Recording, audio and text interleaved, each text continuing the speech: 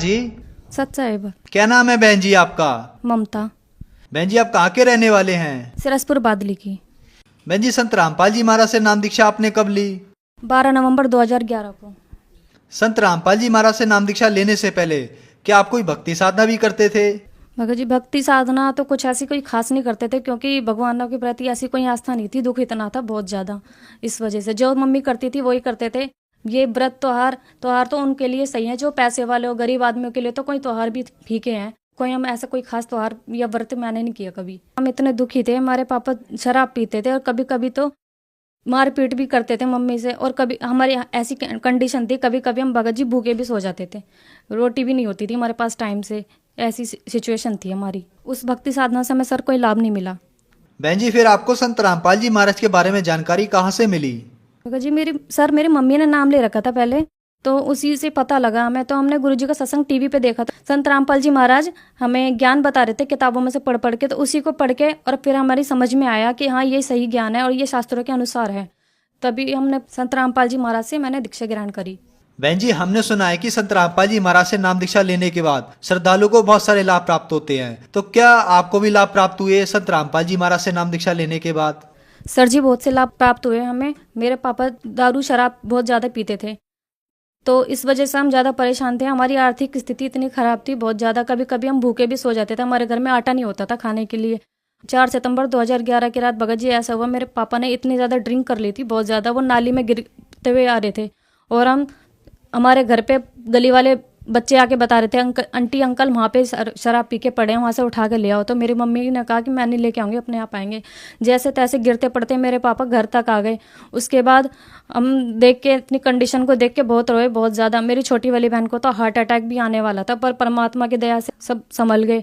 5 सितंबर 2011 सुबह 10 बजे के टाइम एक आदमी हमारे घर के आसपास घूम रहा था, तो वो हमारे घर के आगे आके खड़ा हो गया। एक तो कंडीशन ऐसी थी और दुख भी इतना ज़्यादा हो रहा था कि मतलब ऐसा सीन देख लिया हमने रात को।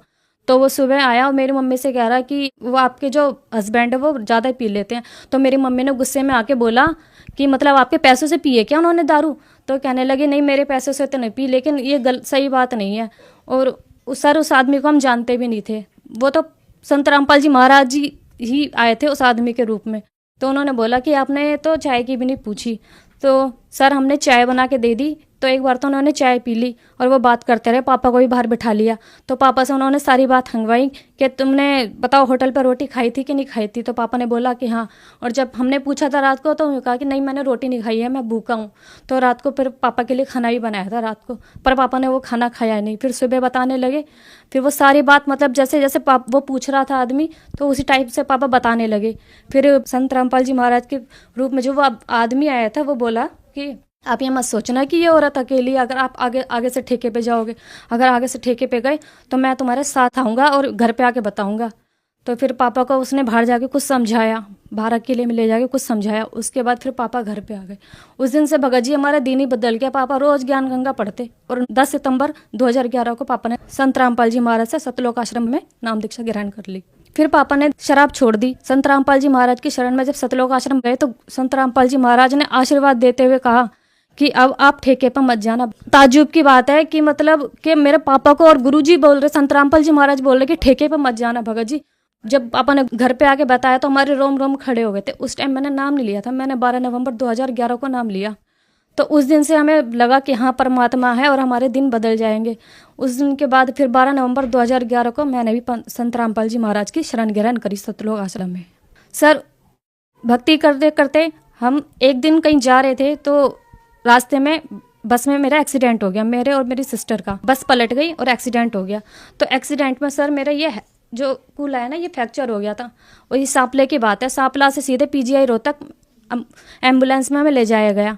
एम्बुलेंस में ले जाने के बाद हालत इतनी ख़राब थी कि मेरा सारा हाथ ये ख़राब था, इसमें कांच घुसे पड़े थे। ये हाथ में यहाँ पे टाँके आए हुए हैं और इतनी ज़्यादा कंडीशन ख़राब थी, सांस जल्दी जल्दी चल रही थी। ऐसा लग रहा था कि आज शायद दम टूट ही जाएगा। इतना भयानक मंजर उस टाइम हमने देखा था। उसके बाद कोई आदमी पीछे से हम अपनी गाड़ी में डाल के और कुछ और आदमियों को डाल के एम्बुलेंस में ले गए। उसके बाद पीजीआई रोहतक में ले गए। उन्होंने हमारा ट्रीटमेंट करा और मेरा एक्सरा करा। उन्होंने कहा कि ये तो इसका तो फ्रैक्चर है, ये तो पता नहीं कब ठीक होगी। और ये सुन के मतलब डॉक्टर आपस में बात कर रहे थे, तो ये सुन के मतलब मैं रो पड़ी कि भगवान ये क्या हो गया, हम कैसे, एक तो मेरी मम्मी, हम तो इतने परेशान हैं, मतलब हमारी कंडीशन थोड़ी ऐसी थी उस टाइम भी, पर उसके बाद संत रामपाल जी महाराज ने ऐसी दया करी कि वो ट्रीटमेंट करके उन्होंने मेरे को घर भेज दिया। घर भेजने के बाद अगले दिन फिर मेरी मम्मी जब सेटिस्फाई नहीं हुई कि पीजीआई रोहतक में, पता नहीं डॉक्टर ने कैसे देखा होगा, तो फिर मुझे राम मनोहर लोहिया में ले गए दिल्ली में। तो वहाँ डॉक्टरों ने देखा, तो डॉक्टरों ने कहा कि भाई इसको, तो उन्होंने भी एक्सरा करा और यहाँ पे थोड़ा ट्रीटमेंट करा। मेरे यहाँ पे कांच घुस रहे थे हाथ में, वो कांच वाँच निकाल के उसके बाद उन्होंने ट्रीटमेंट दे के मुझे घर भेज दिया कि 3 हफ्ते बाद आना। 3 हफ्ते होने वाले थे तो सर मैं इतनी परेशान हो गई थी, एक दिन मैं खुद ही उठ के बेड पे बैठ गई। मैं कहा जो होगा देखा जाएगा, परमात्मा करेंगे। संत रामपाल जी महाराज की नाम लेके मैं उठ गई। एक दिन तो उठ गई सर, तो मैं उठ के, मेरे को इतनी ज़ोर से चक्कर आए और चक्कर आके मैं गिरने वाली थी, मेरे पापा ने पकड़ लिया मुझे और उठा के फिर बेड पे लिटा दिया। फिर अगले दिन फिर मैंने ये ऐसी कोशिश करी कि मैं खुद ही उठूँगी, तो 3 हफ्ते पूरे भी नहीं हुए थे, मैं खुद ही उठ के और हॉस्पिटल खुद चल कर गई थी। तो जब मैं डॉक्टर के पास, मेरा नंबर आया राम मनोहर लोहिया में, तो डॉक्टर ने वो रिपोर्ट देखी और कहा कि पेशेंट कहाँ है। तो मैं सामने खड़ी थी, मेरी मम्मी भी थी साथ में, तो कह रहे पेशेंट ही है। तो मेरी तरफ देख के कह रहा कि ये पेशेंट है। मैंने कहा हाँ। कह रहे कि आपके कूल्हे में प्रॉब्लम थी ना। मैंने कहा हाँ। कह रहे आप ठीक चल पा रहे हो। मैंने कहा हाँ। तो उसने मेरे को चला के भी देखा, तो मैं चली। तो कहने लगे, फिर वो आपस में 2 डॉक्टर बात करने लगे कि पता नहीं कैसे ठीक हो गई। फिर मैं कहा ये तो संत रामपाल जी महाराज की दया है। तो उन्होंने फिर दवाई लिख के दे दी, कह रहे कोई नहीं, कुछ दिनों बाद फिर दिखा लेना। संत रामपाल जी महाराज ने मुझे ठीक कर दिया, मुझे जाने की जरूरत नहीं पड़ी हॉस्पिटल। और सर वो दिन है और आज का दिन है, आज तक मुझे कोई प्रॉब्लम नहीं हुई मेरे कूल्हे में, ना पता लगता कि मतलब कोई प्रॉब्लम है। सर एक बात और मैं भूल गई सर, जब मेरा एक्सीडेंट हुआ था तो गर्मी का टाइम था, मेरी कमर जो ना बेड पे 3 दिन परेशान हो गई। तो मेरी मम्मी ने जैसे तैसे करके मेरे मामा को 10,000 रुपये दिए कि भैया इन्वर्टर लगा देना, घर पे बच्चा परेशान हो रहा है। मेरी एक सिस्टर थी, उसके कंधे में भी चोट आई थी उस टाइम। तो मैं इतनी परेशान हो गई थी और मैं तो बेड पे लेटे लेटे इतनी परेशान हो गई, गर्मी भी बिल्कुल सहन नहीं हो रही थी मेरे पे। तो उसके बाद मेरी मम्मी ने 10,000 रुपये दिए मेरे मामा को। तो मेरे मामा लेके चले गए कि शाम तक इन्वर्टर आ जाएगा, इन्वर्टर लगा देंगे। तो रास्ते में ही सर वो 10,000 रुपये मेरे मामा के गिर गए। तो मेरे मामा ने फ़ोन कर दिया था रास्ते में से कि ऐसे ऐसे बात हो गई है और मैं अपने घर जा रहा हूँ, कुछ चीज़ चाज बेच के और मैं तेरे पैसे पूरे करके और तेरा इन्वर्टर लगा के दे दूंगा शाम को। तो मम्मी ने कहा कोई बात नहीं भैया, परमात्मा अपने आप करेंगे जो करना होगा। फिर भी हमने परमात्मा में छोड़ा भगत जी, हमने कभी अपने मन में ये भी नहीं लाया कि हमारे 10,000 रुपये खो गए।